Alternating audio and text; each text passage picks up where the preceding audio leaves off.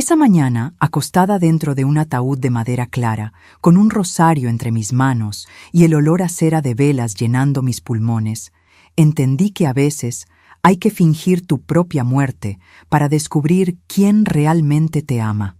Me llamo Paulina Guzmán, tengo 65 años y esta es la historia más dolorosa y liberadora que he vivido.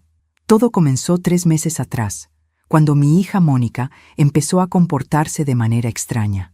Llegaba menos a mi casa, sus abrazos eran fríos, sus llamadas, breves, y cuando la miraba a los ojos veía algo que nunca había visto antes: prisa, como si mi presencia fuera un reloj que corría demasiado lento.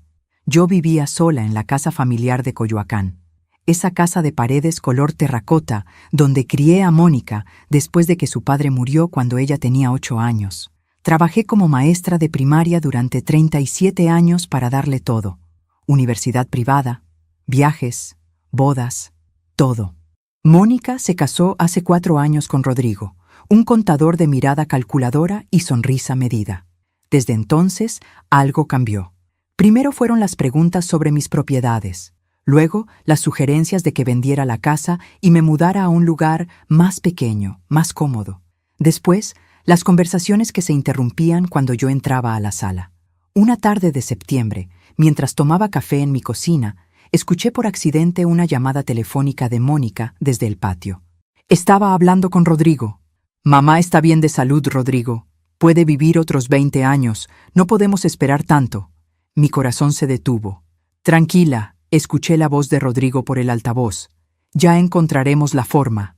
Colgaron. Mónica entró a la cocina con una sonrisa y me dijo: ¿Todo bien, mamá? Te ves pálida.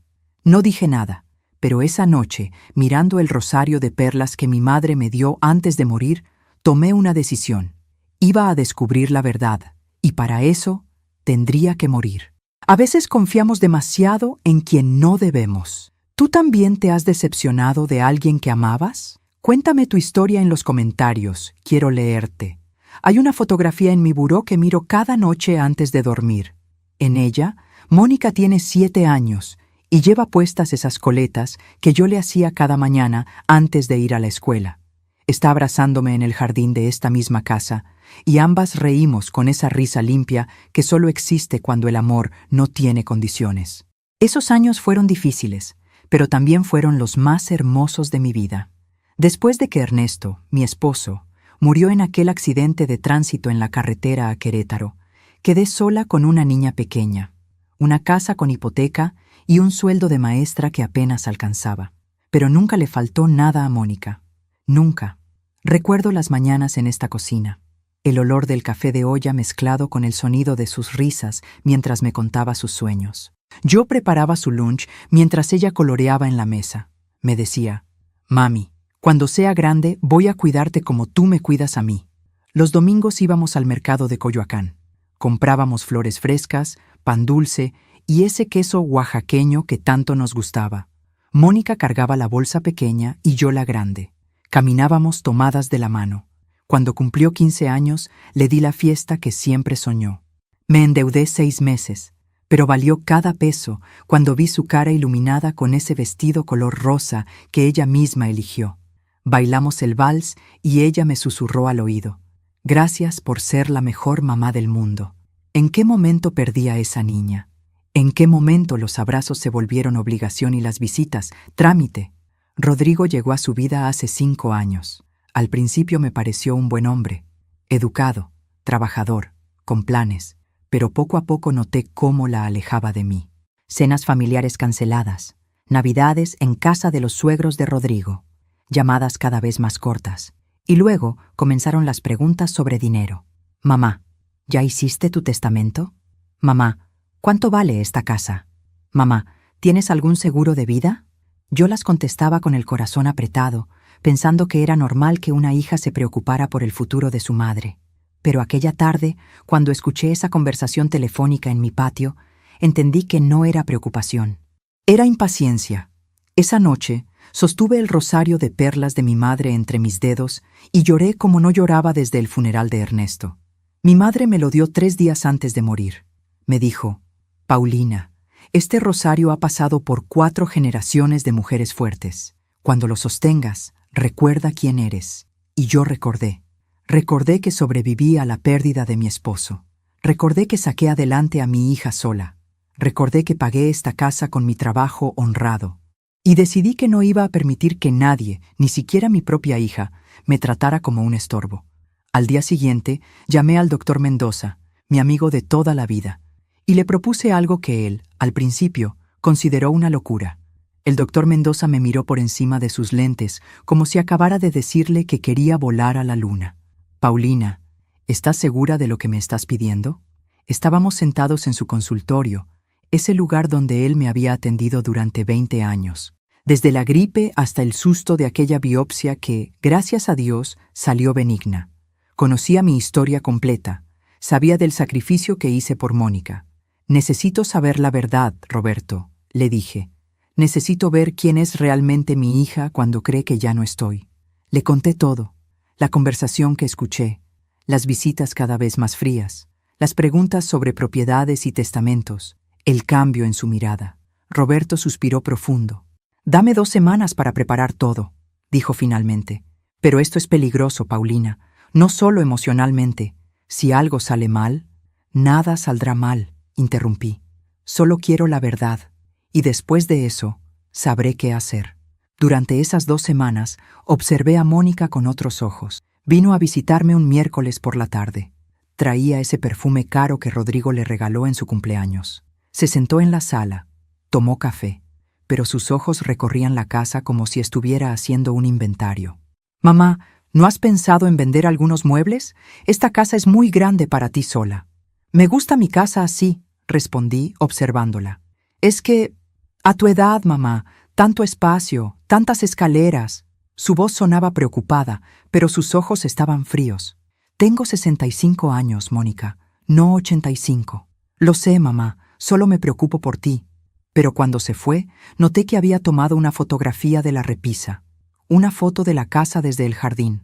Se la guardó en la bolsa pensando que yo no la vi. El sábado siguiente, Rodrigo vino con ella. Fue la primera vez en meses que él pisaba mi casa. «Doña Paulina», me saludó con esa sonrisa profesional. «Qué gusto verla». Se sentaron juntos en el sofá. Mónica sirvió el café. Y entonces Rodrigo comenzó. «Doña Paulina, Mónica y yo hemos estado pensando. Usted vive sola en esta casa grande. Nosotros vivimos en un departamento pequeño. ¿No le gustaría que nos viniéramos a vivir con usted? Así podríamos cuidarla mejor». Mi corazón dio un vuelco. «¿Cuidarme?», pregunté.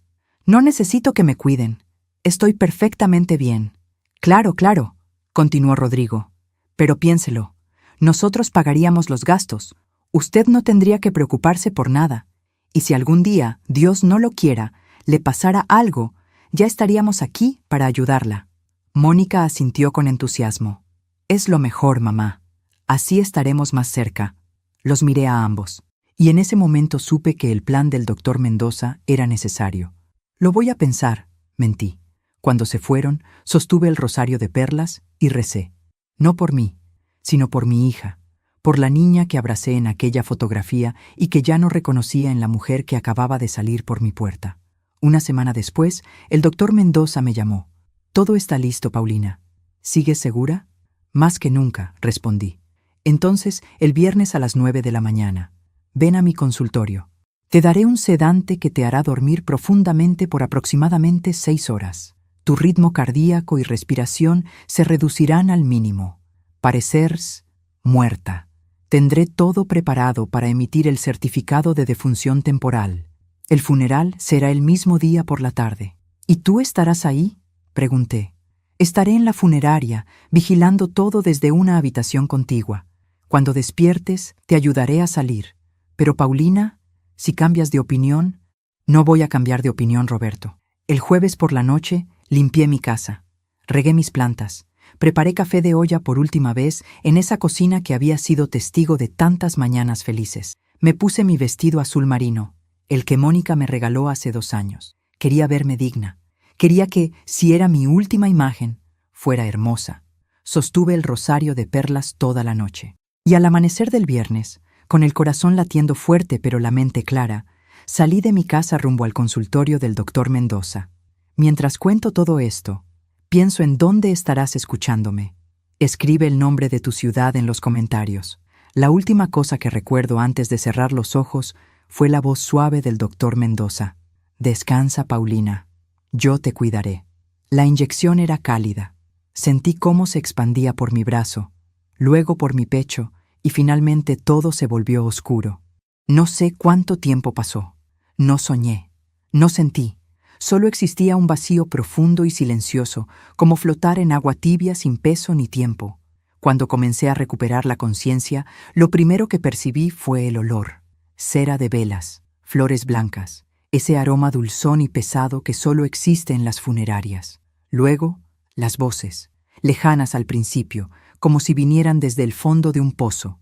Poco a poco se hicieron más claras. Se ve tan tranquila. Escuché la voz de mi vecina, la señora Estela. Pobrecita Paulina, tan joven todavía. Fue muy repentino, la voz de Mónica quebrada. Un infarto fulminante. No sufrió. Quise abrir los ojos, quise gritar, «Estoy aquí, estoy viva», pero mi cuerpo no respondía.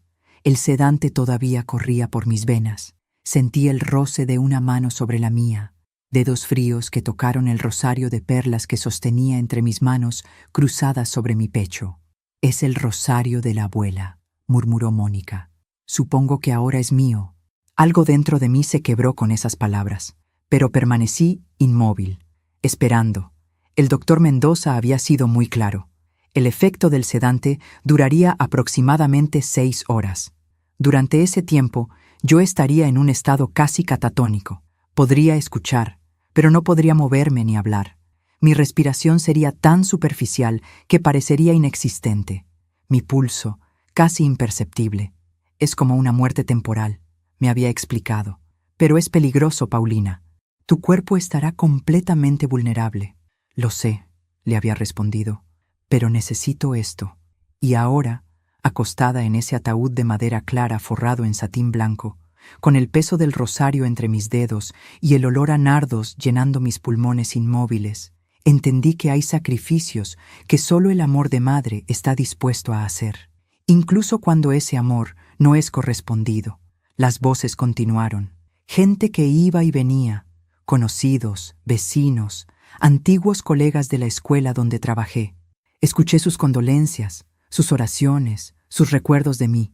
«Era tan buena maestra», dijo la señora Carmona, quien fue directora de mi escuela. «Los niños la adoraban. Siempre fue tan generosa», añadió otra voz que no reconocí. «Una vez me prestó dinero cuando mi hijo estaba enfermo. Nunca me lo cobró». Cada palabra era como una caricia sobre mi corazón inmóvil. Pero entonces escuché la voz de Rodrigo, baja, casi en susurro. «Mónica, ven, tenemos que hablar». Sentí que se alejaban. Sus pasos resonaron sobre el piso de mármol de la funeraria hasta que se detuvieron en algún lugar no muy lejano. Hablaban en voz baja, pero yo podía escucharlos. «¿Ya hablaste con el notario?», preguntó Rodrigo. «Mañana temprano», respondió Mónica. «Tengo una cita a las 9. ¿Y la casa?» «Todo está a mi nombre. El testamento es claro. La propiedad, las cuentas bancarias, todo». «¿Cuánto hay en las cuentas?». Hubo una pausa. «Más de lo que pensábamos. Mamá era muy ahorradora». Rodrigo soltó una risa corta. «Tu madre era una hormiguita. Trabajó toda su vida.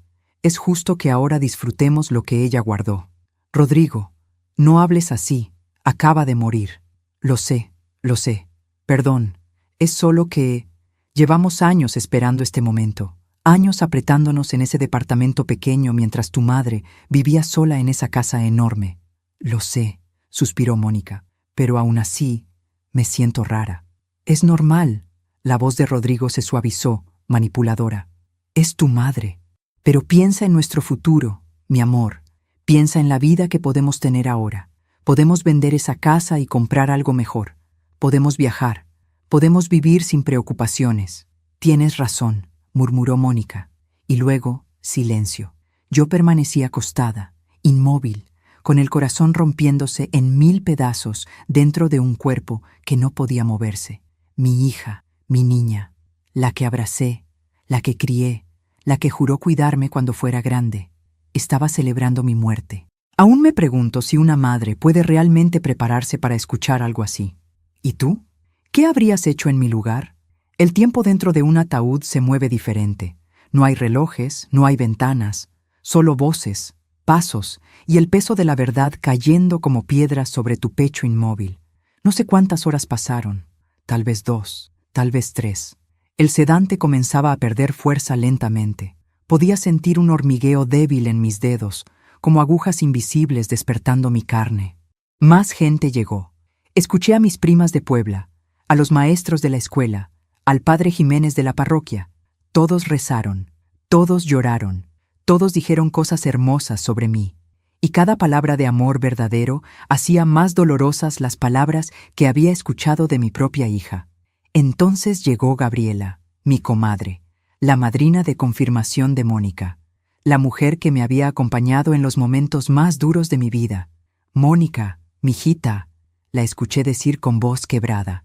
«No puedo creer que Paulina ya no esté. Éramos como hermanas». «Lo sé, madrina», respondió Mónica. Su voz sonaba cansada. «Fue muy repentino». «¿Y cómo te sientes, hija? Sé que tú y tu mamá...» Gabriela hizo una pausa. «Bueno, sé que últimamente habían tenido algunas diferencias». Mi corazón se aceleró dentro de mi pecho inmóvil. ¿Diferencias? ¿Mónica había hablado de mí con otros? «Es complicado, madrina», suspiró Mónica. «Mamá se había puesto muy difícil, muy controladora, siempre opinando sobre mi vida, sobre mi matrimonio. A veces sentía que no podía respirar.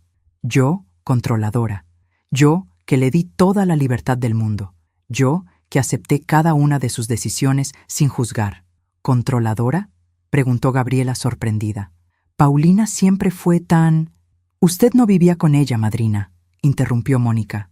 «No veía cómo era en casa, siempre con sus comentarios, sus preguntas. Rodrigo y yo no podíamos hacer nada sin que ella opinara. Mentiras, todo mentiras. Yo apenas los veía una vez al mes». «Entiendo, hija», dijo Gabriela, aunque su voz sonaba dudosa. «Pero ahora debes descansar. Tu mamá ya está en paz». «Sí», murmuró Mónica. «Finalmente, en paz». Esas palabras, finalmente, en paz. Como si mi vida hubiera sido una carga que por fin se levantaba. Gabriela se acercó a mi ataúd. Sentí su mano sobre mi frente, suave y cálida.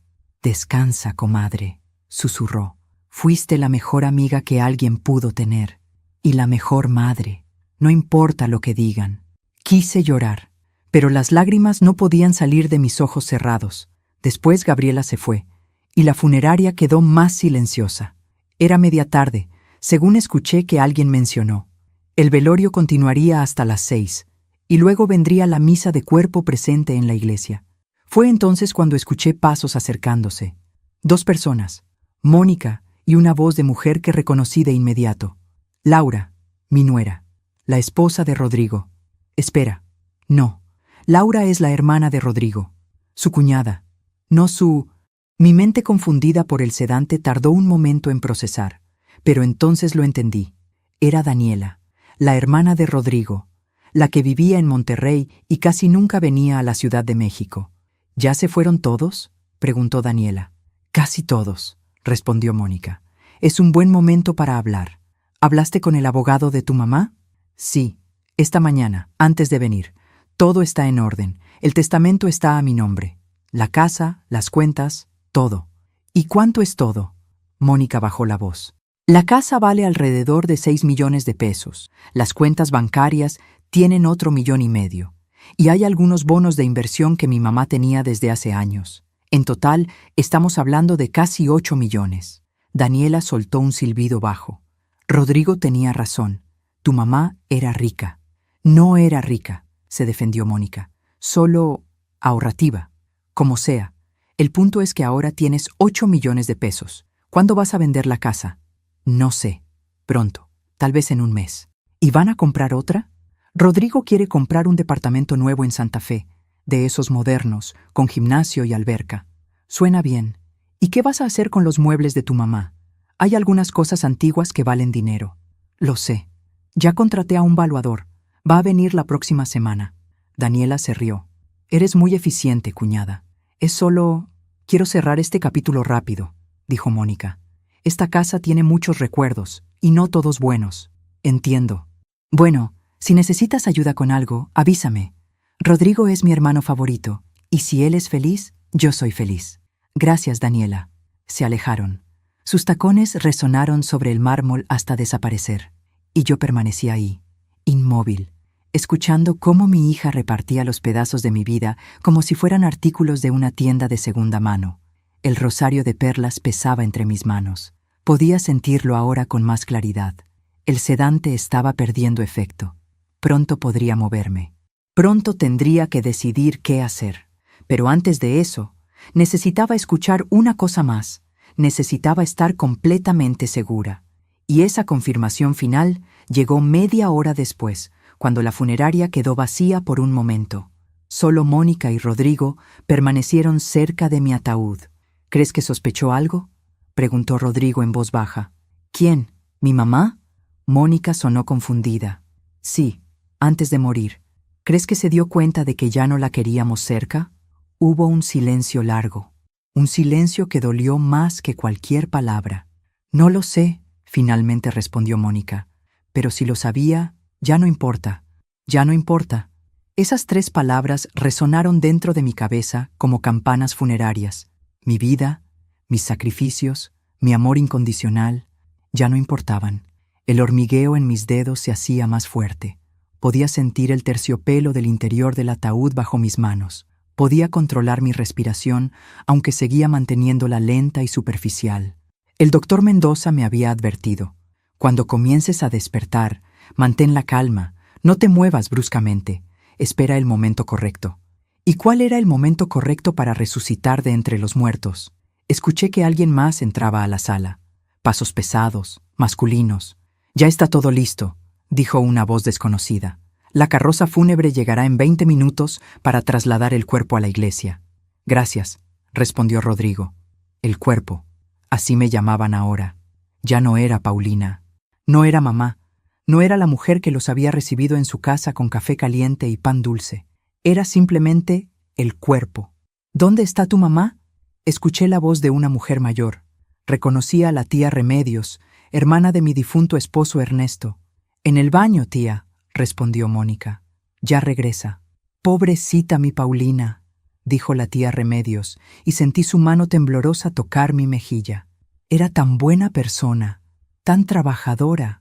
Cuando mi Ernesto murió, ella se quedó sola con la niña y nunca se quejó. Nunca pidió ayuda.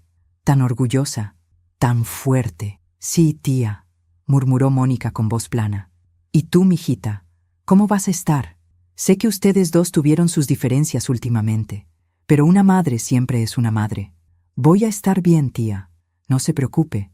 Es que me contaron que no se hablaban mucho, que apenas venías a visitarla. Es que yo tengo mi vida, tía. Mi esposo, mi casa. Mamá lo entendía». «¿Lo entendía?». La voz de la tía Remedios se quebró. «Ay, Mónica, tu mamá nunca se quejaba, pero yo la veía. La veía en misa cada domingo, sola en su banca. Siempre preguntaba por ti. Siempre decía: Mónica está muy ocupada, pero está bien». Pero en sus ojos había una tristeza muy grande. Hubo un silencio incómodo. «Tía, por favor, no es el momento». «Tienes razón, mijita. Perdóname. Es solo que tu mamá te amaba tanto, tanto. Ojalá lo supieras». Los pasos de la tía Remedios se alejaron lentamente, y entonces escuché algo que me partió el alma. Mónica sollozó, un sollozo corto, ahogado, como si estuviera tratando de contenerlo. «¿Estás bien?», preguntó Rodrigo. «Sí, es solo...». La tía Remedios siempre fue muy dramática. «Lo sé, no le hagas caso. Tu mamá tuvo una buena vida, y tú fuiste una buena hija». «¿Tú crees?». «Claro que sí. Le diste lo que pudiste. Nadie puede pedir más». Pero yo podía escuchar la duda en la voz de Mónica. Esa duda que llega cuando el arrepentimiento comienza a asomarse entre las grietas de la negación. Más gente comenzó a llegar para el traslado a la iglesia. La sala de la funeraria se llenó de voces, de pasos, de oraciones. Sentí que levantaban el ataúd. 4 hombres, probablemente. Me movieron con cuidado y escuché el rechinar de las ruedas de la base metálica sobre el piso de mármol. Aire fresco golpeó mi cara cuando salimos al exterior. Olía a lluvia reciente, a tierra mojada. Era tarde. El sol de noviembre debía estar bajando ya. Me subieron a la carroza fúnebre. Escuché el motor arrancando. El viaje a la iglesia de San Juan Bautista, donde me casé con Ernesto hace 42 años, tomaría unos 15 minutos. Durante ese trayecto, acostada en la oscuridad de la carroza, tuve tiempo de pensar, de recordar, de sentir. Recordé a Mónica de 6 años, llorando porque se cayó de su bicicleta. Yo limpié sus rodillas raspadas, le puse curitas con dibujitos y le canté hasta que dejó de llorar. Recordé a Mónica de 12 años, cuando las niñas de su escuela la molestaban. Yo fui a hablar con la directora. Yo la defendí. Yo le enseñé a ser fuerte. Recordé a Mónica de 18 años, cuando no pasó el examen de admisión para la universidad que quería. Yo pagué un curso privado. Yo me desvelé con ella estudiando. Yo celebré cuando finalmente entró. Recordé a Mónica de 23 años, el día de su graduación. Me abrazó llorando y me dijo: «Nada de esto hubiera sido posible sin ti, mamá. Te amo». ¿Qué pasó con esa niña? ¿Con esa joven? ¿En qué momento se convirtió en esta mujer que celebraba mi muerte? La carroza se detuvo. Habíamos llegado a la iglesia. Escuché las puertas abrirse. Sentí el aire frío de la tarde. Las campanadas de la iglesia sonaban lentas, graves, anunciando un funeral. Me bajaron del vehículo. Los hombres cargaron mi ataúd por el pasillo central de la iglesia. Reconocí el eco de ese espacio sagrado. Las bancas de madera, el olor a incienso, el sonido de los pasos multiplicándose contra los muros de piedra. Me colocaron frente al altar. El padre Jiménez comenzó a hablar. «Hermanos, nos reunimos hoy para despedir a nuestra querida hermana Paulina Guzmán». Su voz era suave, paternal. Habló de mi vida, de mi trabajo como maestra, de mi dedicación a la parroquia, de mi fe. Paulina era una mujer de oración, continuó. Cada domingo la veíamos aquí, en la tercera banca del lado derecho, con su rosario de perlas entre las manos. Ese rosario que perteneció a su madre, a su abuela, a generaciones de mujeres fuertes y piadosas. Sentí el peso del rosario entre mis dedos. Ya podía moverlos ligeramente. El sedante casi había desaparecido por completo. Paulina conocía el dolor, dijo el padre Jiménez. Perdió a su esposo joven, crió a su hija sola. Trabajó incansablemente, pero nunca perdió la fe, nunca perdió la esperanza y nunca perdió el amor. Sus palabras eran hermosas, pero sonaban como un epitafio para una vida que todavía latía dentro de este ataúd. La misa continuó. Cantos, oraciones, la comunión. Y entonces llegó el momento que el doctor Mendoza me había advertido que sería el más difícil, el último adiós. «Ahora», dijo el padre Jiménez, «invitamos a la familia y amigos a acercarse para dar el último adiós a Paulina». Uno por uno, escuché a las personas acercarse. Algunas lloraban, otras rezaban. Algunas tocaban mi mano, otras dejaban flores. La señora Estela, mi vecina de 30 años, sollozó. «Gracias por cada café que compartimos, Paulina. Gracias por cada consejo. Descansa, amiga». El profesor Ramírez, mi colega de la escuela. «Fuiste la mejor maestra que conocí. Los niños te recordarán siempre». Gabriela, mi comadre. «Perdóname si no supe ayudarte cuando lo necesitabas. Te quise como a una hermana». «Hasta siempre, comadre». Cada despedida era real, cada llanto, sincero, cada palabra, desde el corazón. Y entonces llegó el turno de Mónica. Sentí sus pasos acercarse, lentos, vacilantes. Se detuvo junto a mi ataúd. Hubo un silencio largo. Luego su voz, baja, temblorosa. «Mamá, yo...». No pudo continuar. Lloró, pero no como lloraron los demás. Lloró con ese llanto entrecortado de quien carga culpa. «Perdóname», susurró finalmente, tan bajo que probablemente nadie más la escuchó. «Perdóname por no ser la hija que merecías». Mi corazón dio un vuelco. Por un momento, por un instante breve, pensé que tal vez todo había sido un malentendido, que tal vez mi hija sí me amaba, que tal vez... Pero entonces escuché la voz de Rodrigo, detrás de ella. «Mónica, ya, vámonos, necesitas aire». «Sí», respondió ella, secándose las lágrimas. «Tienes razón». Y se alejó. Se alejó de mi ataúd. Se alejó de su última oportunidad de decirme la verdad. Se alejó envuelta en sus mentiras y su culpa. El padre Jiménez dio la bendición final. Que el Señor acoja a Paulina en su reino. Amén. Amén, respondieron todos. Ahora, continuó el padre, la familia ha decidido que habrá un momento privado antes del cierre del ataúd. Pedimos a todos los presentes que salgan de la iglesia. La familia se despedirá en privado. Escuché el murmullo de la gente levantándose, los pasos alejándose, las puertas de la iglesia abriéndose y cerrándose, el eco desvaneciéndose. Y entonces, silencio. Solo quedábamos Mónica, Rodrigo y yo. Esperé. Mi corazón latía tan fuerte que temí que lo escucharan. Mis dedos se cerraron con más fuerza alrededor del rosario de perlas. ¿Ya se fueron todos?, preguntó Mónica. Sí, respondió Rodrigo. Ya podemos hablar. Pasos acercándose. Se pararon justo junto a mi ataúd. No puedo creer que finalmente pasó, dijo Mónica. Su voz ya no temblaba. Sonaba aliviada. Lo sé, respondió Rodrigo. Pensé que tu mamá viviría 100 años. Yo también. Pero mira, aquí estamos, repitió Rodrigo. Y luego, con una frialdad que me heló la sangre, finalmente libres de esta vieja. Mónica no respondió de inmediato, pero tampoco lo contradijo. Ahora todo es nuestro, continuó Rodrigo. La casa, el dinero, todo. Podemos empezar la vida que siempre quisimos. Sí, murmuró Mónica. Todo es nuestro.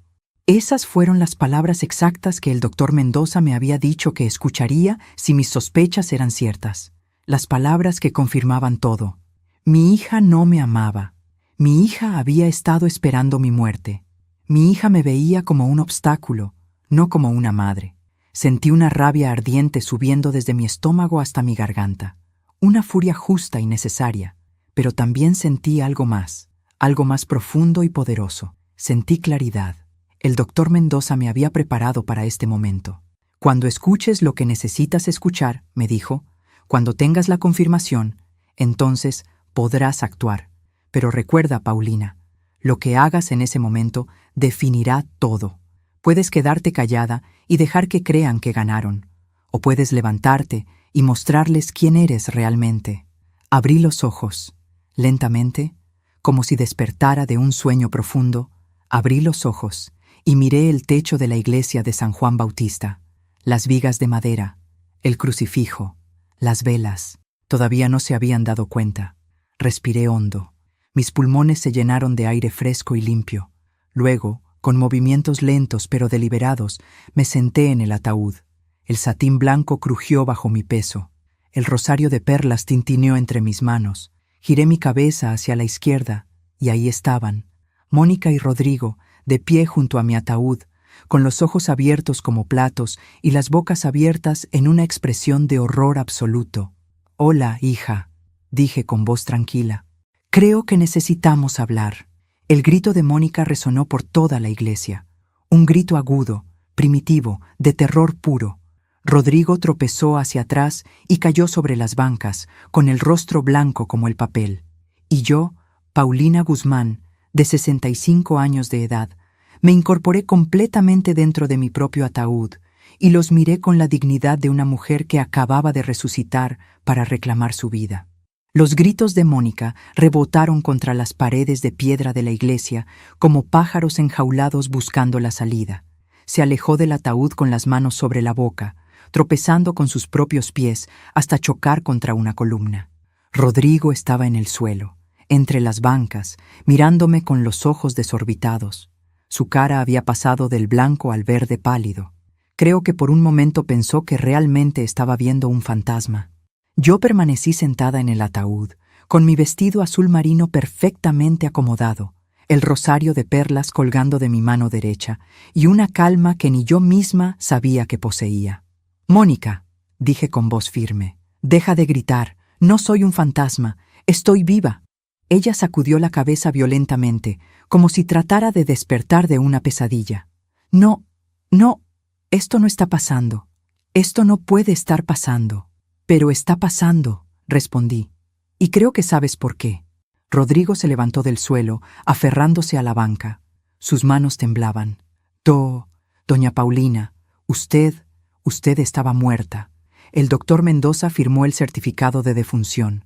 Nosotros la vimos, la tocamos. Sedantes, dije simplemente. El doctor Mendoza es mi amigo desde hace 20 años. Me ayudó a fingir mi muerte. ¿Fingir? La voz de Mónica se quebró entre el terror y la confusión. ¿Por qué harías algo así? Me tomé mi tiempo para responder. Pasé las piernas por el borde del ataúd y bajé lentamente, con cuidado. Mis rodillas crujieron un poco después de tantas horas inmóvil, pero me mantuve firme. Me paré frente a ellos, a solo 3 metros de distancia. ¿Por qué? Repetí su pregunta. Porque hace 3 meses escuché una conversación telefónica en mi patio. Tu conversación con Rodrigo, Mónica, donde dijiste que yo podía vivir otros 20 años y que no podían esperar tanto. Mónica se puso aún más pálida. Abrió la boca pero no salió ningún sonido. Porque, continué, durante estos últimos meses te vi cambiar. Te vi mirando mi casa como si fuera tuya. Te vi tomando fotos. Te vi inventando historias sobre mí siendo controladora y difícil, cuando tú sabes, Mónica, tú sabes que eso es mentira. Mamá, yo no he terminado. Mi voz se elevó ligeramente, llenando el espacio vacío de la iglesia, porque necesitaba saber si mis sospechas eran ciertas o si solo era mi imaginación. Necesitaba saber si mi única hija, la niña que cargué en mis brazos, que crié sola después de que su padre murió, la niña a quien le di absolutamente todo, necesitaba saber si realmente deseaba mi muerte. Las lágrimas comenzaron a correr por las mejillas de Mónica, pero no dijo nada. Y ahora lo sé, dije, sosteniendo el rosario con más fuerza, porque he estado consciente durante las últimas 3 horas. Escuché cada palabra, cada conversación, cada mentira. Rodrigo trató de hablar. Doña Paulina, ¿no es lo que parece? ¿No es lo que parece? Lo interrumpí. Escuché a Daniela y a Mónica hablar sobre cuánto vale mi casa.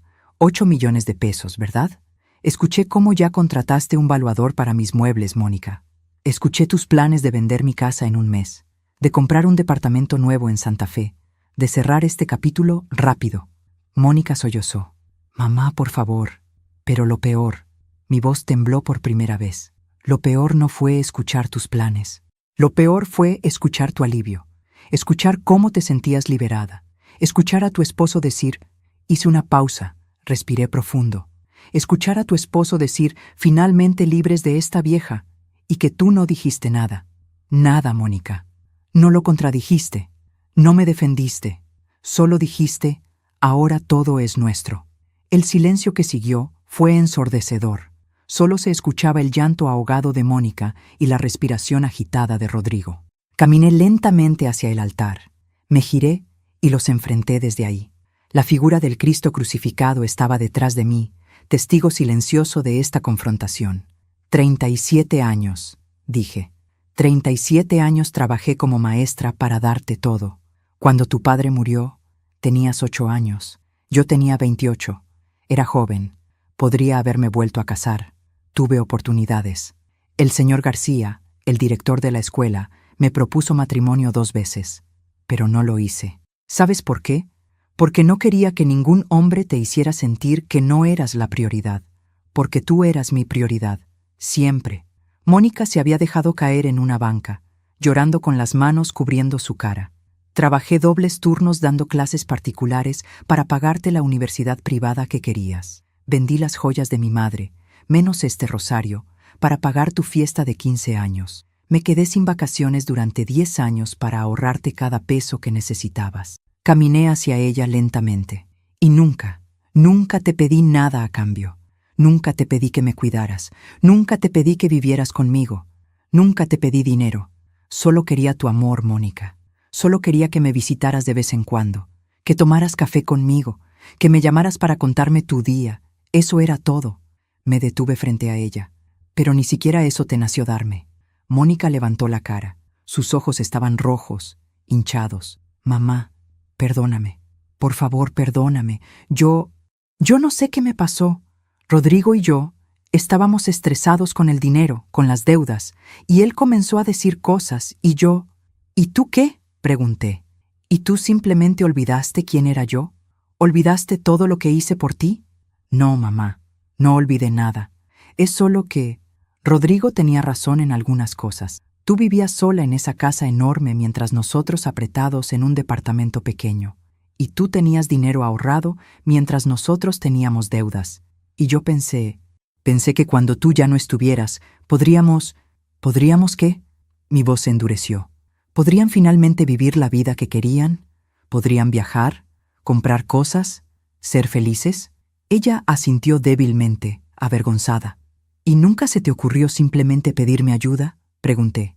¿Nunca pensaste en venir a mí y decirme, mamá, tenemos problemas de dinero, ¿podrías prestarnos algo? Yo te habría ayudado, Mónica. Te habría dado lo que necesitaras, pero no me lo pediste.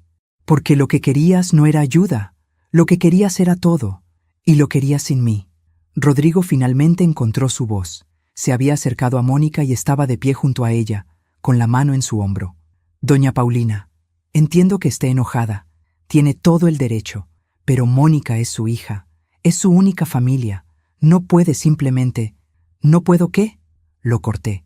¿No puedo defenderte? ¿No puedo reclamar lo que es mío? ¿No puedo exigir respeto? No es eso, tartamudeó. Es solo que familias se pelean, familias dicen cosas en momentos de estrés, pero al final siempre se perdonan. Siempre. ¿Ah, sí? Lo miré directamente a los ojos. ¿Y tú me perdonarías, Rodrigo, si yo fingiera mi muerte para descubrir que estabas celebrándola? No respondió. Eso pensé, dije. Me volví hacia Mónica. Levántate. Ella me miró confundida, con lágrimas todavía corriendo por su cara. ¿Qué? Levántate, repetí con firmeza. Mírame a los ojos. Mónica se levantó lentamente. Nos quedamos frente a frente, madre e hija, separadas por 37 años de amor y 3 meses de traición. Dime la verdad, le dije, y solo la verdad, sin excusas, sin culpar a Rodrigo o al estrés o al dinero, solo tú y yo. ¿Me amas? La pregunta quedó suspendida en el aire como el incienso que todavía flotaba en la iglesia. Mónica abrió la boca, la cerró, la abrió de nuevo. Sus ojos se movían de un lado a otro, buscando una respuesta que no encontraba. Yo... Es una pregunta simple, Mónica. ¿Me amas?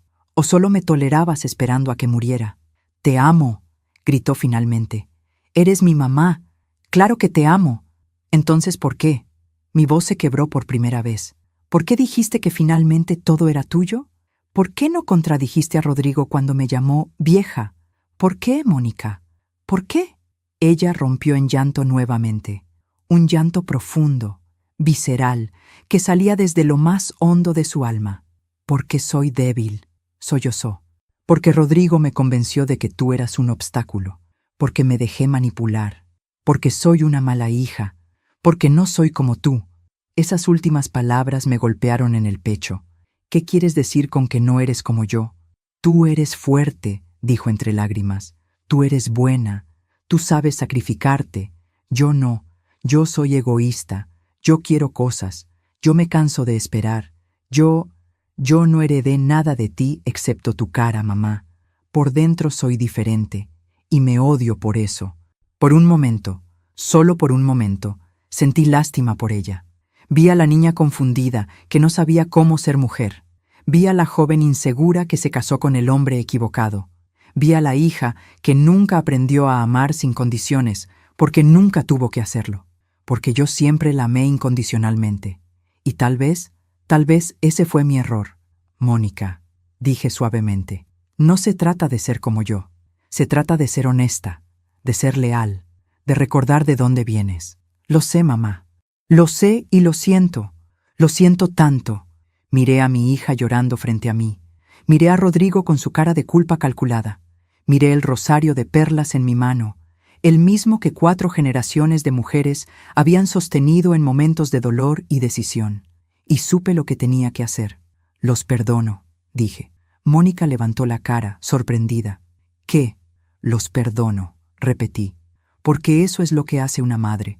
Porque eso es lo que hace una mujer de fe. Los perdono. Mónica intentó abrazarme. Mamá, gracias, te prometo que... Levanté la mano, deteniéndola. Pero perdonar no significa olvidar, y no significa permitir. La confusión volvió a su rostro. Voy a cambiar mi testamento, dije con claridad. Esta casa que tanto desean no será suya cuando yo muera. La voy a donar a una fundación que ayuda a maestras viudas y madres solteras, mujeres como yo, que lucharon solas. Mamá, no. El grito de Mónica resonó en la iglesia. El dinero en mis cuentas, continué sin inmutarme, será donado a la escuela donde trabajé, para becas, para niños que necesitan oportunidades, como yo necesité dárselas a ti. No puedes hacer eso. Esta vez fue Rodrigo quien gritó. Esa es su herencia, es su derecho. No, lo corregí firmemente. La herencia es un regalo, no un derecho, y uno solo regala a quien aprecia el regalo. Pero mamá, Mónica se aferró a mi brazo. Somos familia, soy tu hija. La miré. Realmente la miré. Y vi a una mujer que recién ahora entendía lo que había perdido. Eres mi hija, concordé. Y por eso te voy a dejar algo. Sus ojos se iluminaron con esperanza. Te voy a dejar el rosario de perlas de tu abuela. El silencio fue absoluto. ¿Qué? Susurró. Este rosario, lo levanté entre nosotras, ha pasado por 4 generaciones de mujeres fuertes, mujeres que amaron sin condiciones, mujeres que se sacrificaron, mujeres que nunca midieron su amor en pesos y centavos. Coloqué el rosario en sus manos temblorosas. Quiero que lo tengas, dije. Quiero que cada vez que lo veas, recuerdes esta noche. Quiero que recuerdes que tu madre te amó tanto que fingió su propia muerte para darte una lección. Y quiero que cuando seas vieja, cuando tu cuerpo esté cansado y tu tiempo se acabe, recuerdes que el amor verdadero no espera la muerte. El amor verdadero vive cada día. Mónica miró el rosario en sus manos como si quemara. Mamá, por favor, no hagas esto. Podemos arreglarlo. Puedo cambiar. Voy a cambiar. Lo sé, dije, y espero que lo hagas, pero no por la herencia, no por el dinero, sino porque es lo correcto. Me giré hacia Rodrigo. ¿Y tú? Tú metiste veneno en la cabeza de mi hija. La convenciste de que yo era un obstáculo. Tú la alejaste de mí. Yo solo... comenzó, pero lo interrumpí. No me des excusas. No quiero escucharlas. Solo quiero que sepas algo. Fracasaste. Pensaste que ganarías una casa y dinero, pero perdiste algo mucho más valioso. Perdiste mi respeto. Y perdiste la oportunidad de conocer a una mujer que te habría amado como a un hijo si me lo hubieras permitido. Sus ojos se llenaron de lágrimas. No sé si de arrepentimiento o de frustración por la fortuna perdida. Me alejé de ambos, caminando lentamente hacia la puerta lateral de la iglesia. Mi cuerpo todavía estaba débil por el sedante, pero mi espíritu nunca había estado más fuerte. ¿A dónde vas?, preguntó Mónica con voz quebrada. A vivir, respondí sin voltear. A vivir el resto de mis días con la conciencia tranquila y la dignidad intacta. Pero mamá, ¿no puedes dejarnos así? Me detuve. Giré la cabeza ligeramente, sin mirarlos completamente. ¿Así cómo, Mónica?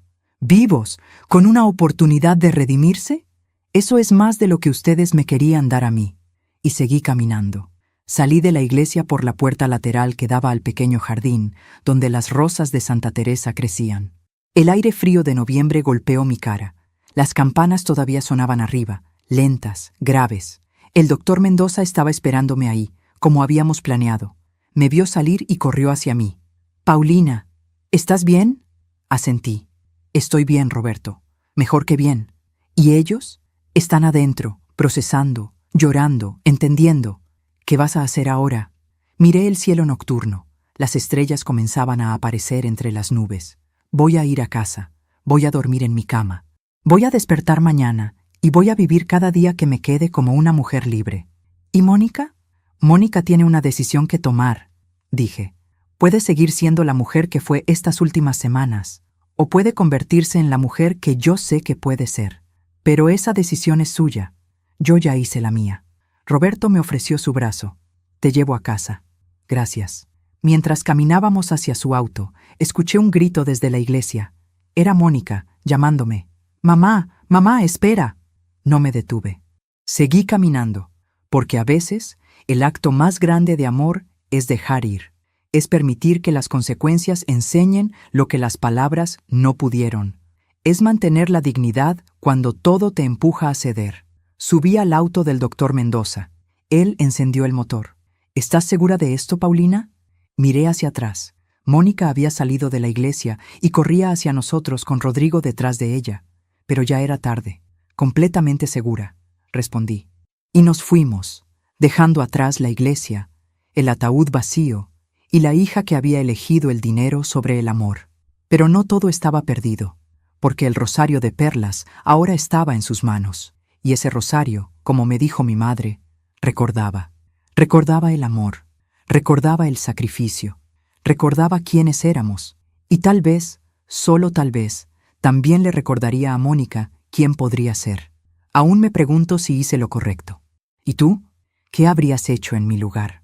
Esa noche dormí en mi propia cama por primera vez en 24 horas. Dormí profundamente, sin pesadillas, sin culpa. Dormí como una mujer que había recuperado su vida. Cuando desperté, el sol de sábado entraba por mi ventana con esa luz dorada de noviembre que siempre me gustó. Eran las 8 de la mañana. Me levanté lentamente, todavía sintiendo los efectos del sedante en mis músculos, pero con la mente más clara que nunca. Fui a la cocina y preparé café de olla, como había hecho miles de mañanas en esta casa. El aroma de la canela y el piloncillo llenó el espacio. Me serví una taza y me senté en la mesa, donde tantas veces había desayunado con Mónica cuando era niña.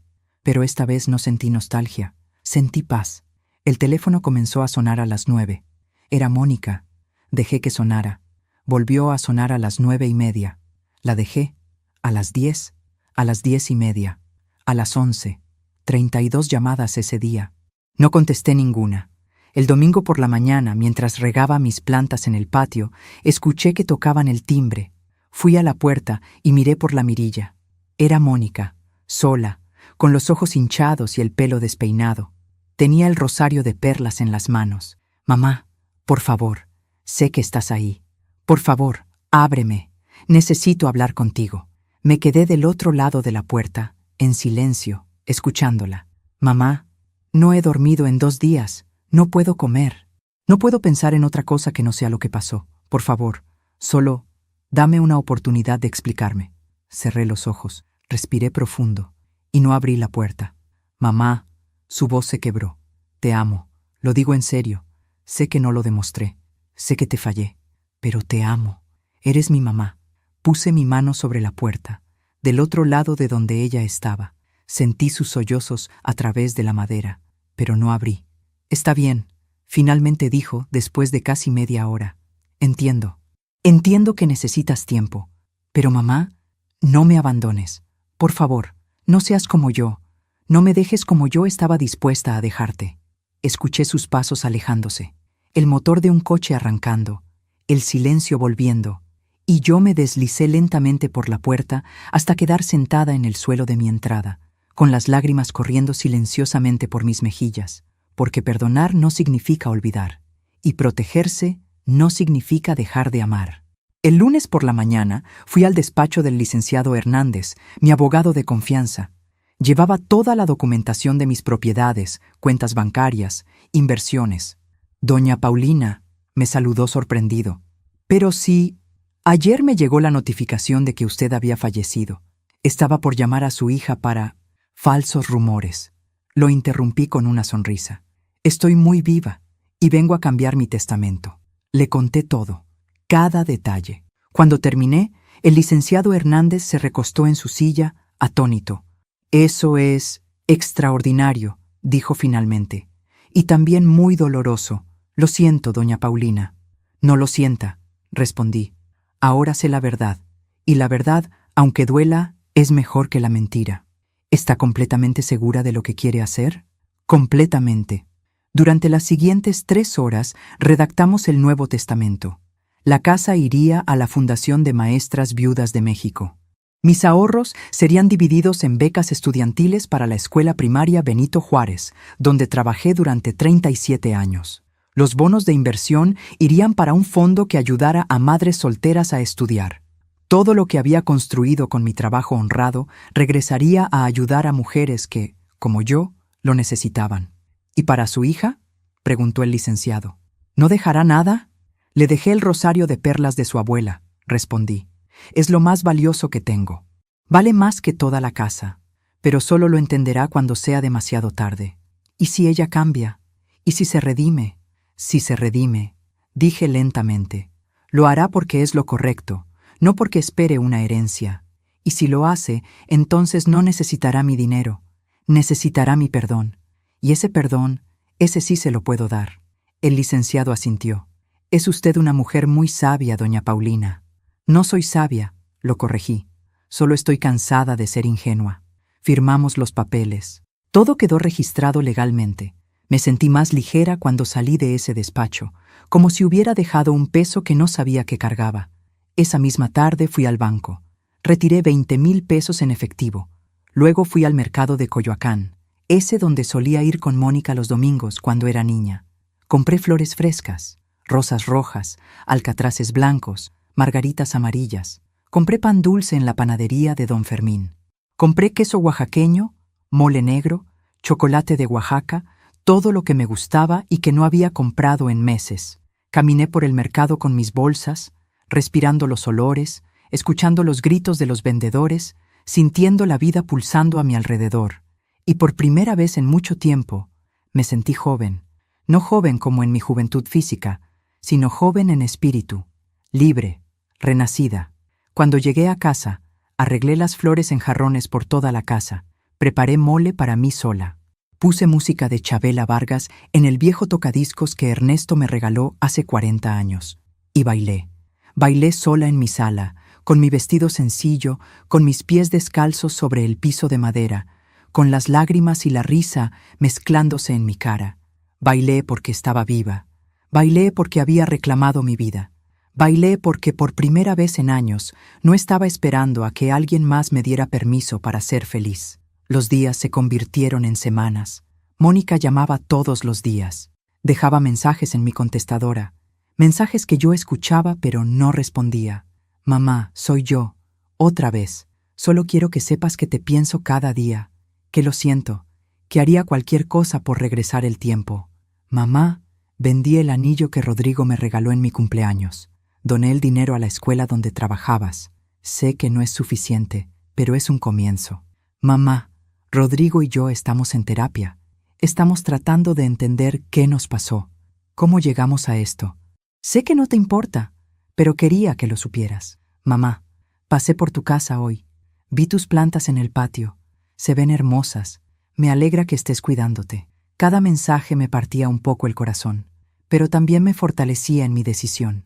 Porque el amor de madre no significa ser conveniente, significa ser firme, significa enseñar incluso cuando duele.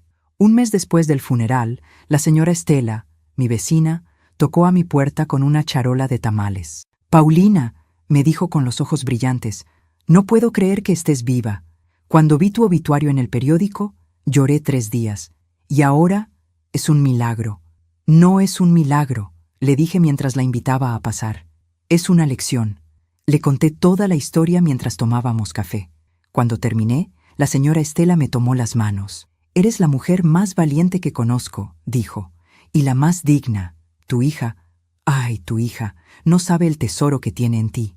Tal vez algún día lo sepa, respondí. O tal vez no, pero esa ya no es mi responsabilidad. ¿Y cómo te sientes?, me preguntó. En el corazón, quiero decir. Lo pensé por un momento. Me siento en paz. Finalmente dije, triste, sí, decepcionada también, pero en paz, porque hice lo correcto, y el tiempo se encargará del resto. La señora Estela asintió sabiamente. El tiempo siempre se encarga, mijita, siempre. Comencé a hacer cosas que había dejado de hacer durante años. Volví a la parroquia, no solo para misa, sino para ayudar en las actividades de la comunidad.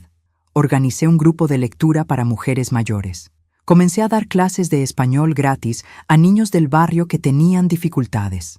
Mi vida, que durante tanto tiempo había girado alrededor de mi hija, comenzó a girar alrededor de mí misma, y descubrí que no era egoísmo, era supervivencia. El padre Jiménez me invitó a dar una charla en la parroquia sobre el perdón. Le dije que no me sentía calificada. Paulina, me dijo con esa sonrisa paternal que lo caracterizaba, tú fingiste tu muerte y resucitaste para enseñarle una lección a tu hija. Si eso no te califica para hablar del perdón, No sé qué lo hace. Reí por primera vez en semanas. Cuando lo pones así, di la charla un domingo por la tarde. Había unas 50 personas en el salón parroquial. Les conté mi historia. No todos los detalles, pero sí lo esencial. Les hablé sobre cómo a veces amamos tanto que nos olvidamos de amarnos a nosotros mismos. Sobre cómo el sacrificio es noble, pero el martirio no. Sobre cómo perdonar no significa permitir. Cuando terminé, una mujer mayor se me acercó con lágrimas en los ojos. «Gracias», me dijo. «Mi hija me trata como si fuera una carga. Yo siempre pienso que es mi culpa, que hice algo mal, pero después de escucharte, creo que necesito hacer lo que tú hiciste.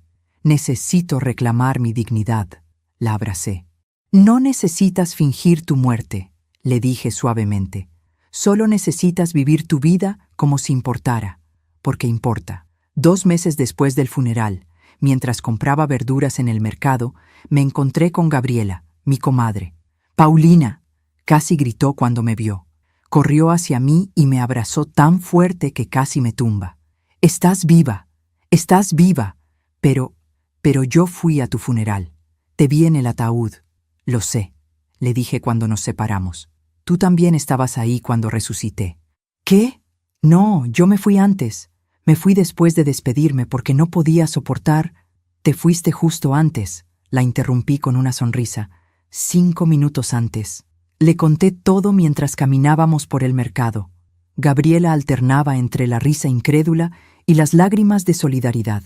«Ay, comadre», finalmente dijo. «Qué valor, qué tremendo valor». «Oh, qué tremenda locura», respondí. «No», me corrigió firmemente. «Valor, porque te atreviste a ver la verdad.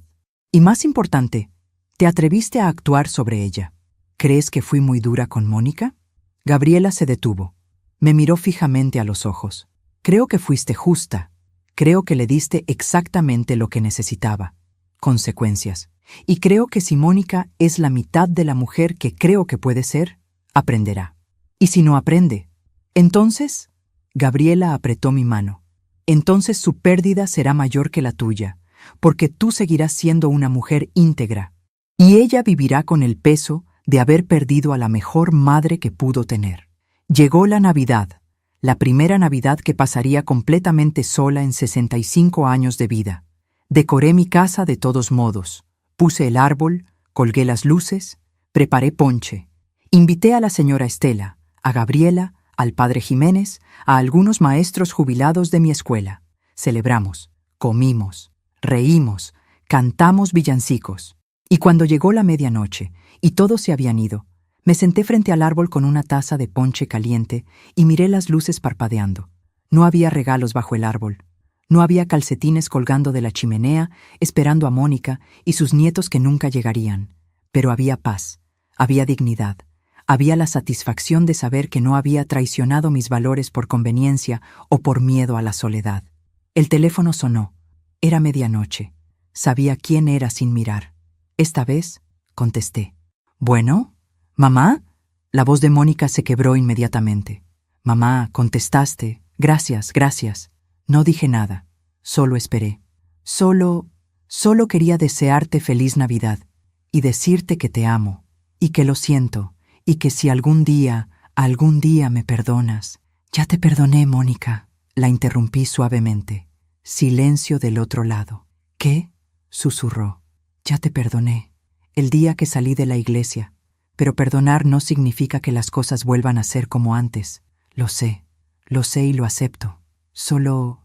«¿Puedo verte? ¿Algún día? ¿Cuando estés lista?». «Algún día», respondí. «Cuando ambas estemos listas». Está bien. Gracias, mamá. Gracias por contestar.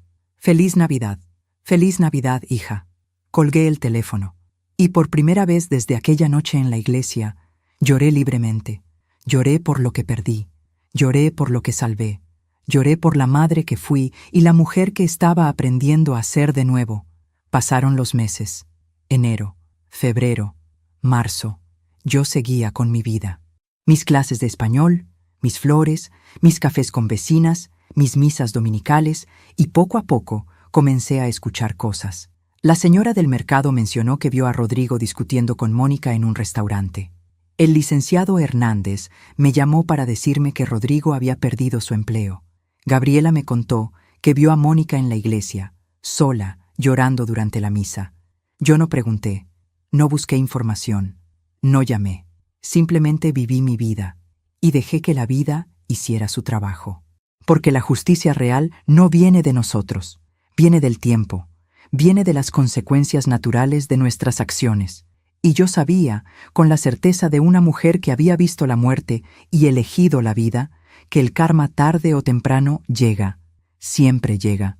Una tarde de abril, mientras tomaba café en mi patio, el rosario de perlas que le había dado a Mónica apareció en mi mente. Me pregunté si lo habría guardado, si lo habría vendido, si lo miraba de vez en cuando y recordaba. Me pregunté si le pesaba en las manos tanto como me pesó a mí cuando decidí dárselo. Sonreí, porque ya no era mi responsabilidad. Alcé mi taza de café hacia el cielo azul de abril. Por la verdad, dije en voz alta, por la dignidad, y por todas las mujeres que tienen el valor de levantarse de su propio ataúd. El viento sopló suavemente, meciendo las flores de mi jardín, y yo supe que había elegido bien. 6 meses después de mi resurrección, en una tarde de junio, estaba en el supermercado comprando jitomates cuando la vi. Mónica estaba al final del pasillo, con un carrito casi vacío, mirando los precios de las latas de atún con esa expresión que solo tienen las personas que cuentan cada peso. Su ropa, que siempre había sido impecable, estaba arrugada. Tenía ojeras profundas, y ese brillo que siempre tuvo en los ojos, esa luz de juventud y esperanza, se había apagado. Nuestras miradas se encontraron. Ella se quedó congelada, con una lata de atún en la mano, mirándome como si viera a un fantasma por segunda vez. Yo simplemente asentí con la cabeza, un saludo cortés, y seguí caminando hacia la caja. Pero la imagen de su cara demacrada me persiguió el resto del día. Fue Gabriela quien me contó lo que había pasado.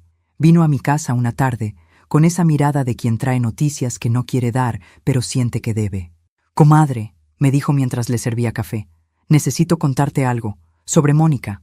«No necesitas», la interrumpí. «Lo que pasa en su vida ya no es mi...» Rodrigo la dejó, soltó de golpe. El silencio cayó entre nosotras como una piedra en un estanque. «¿Qué?» La dejó hace 3 semanas. Se fue con una mujer más joven, una compañera del trabajo. Sentí algo extraño en mi pecho. No era satisfacción, no era alegría, era algo más complejo, más doloroso. Era la tristeza de saber que tenías razón cuando hubieras preferido estar equivocada. «Cuéntame», dije finalmente. Gabriela suspiró. «Después de lo que pasó contigo, después del funeral, las cosas entre ellos se pusieron muy mal. Rodrigo culpaba a Mónica de haber perdido la herencia. Le decía que si ella hubiera sido más inteligente, más discreta, que si no hubiera sido tan obvia, ustedes nunca se hubieran dado cuenta». «¿Ustedes?», pregunté. «¿Quién más sabía?» «Daniela, la hermana de Rodrigo. Resulta que todo fue idea de él desde el principio. Él fue quien convenció a Mónica de que tú eras un obstáculo. Él fue quien plantó todas esas ideas en su cabeza». Cerré los ojos. Lo había sospechado, pero escucharlo confirmado dolía de todas formas. «Sigue», dije. «Rodrigo comenzó a ser cruel con ella.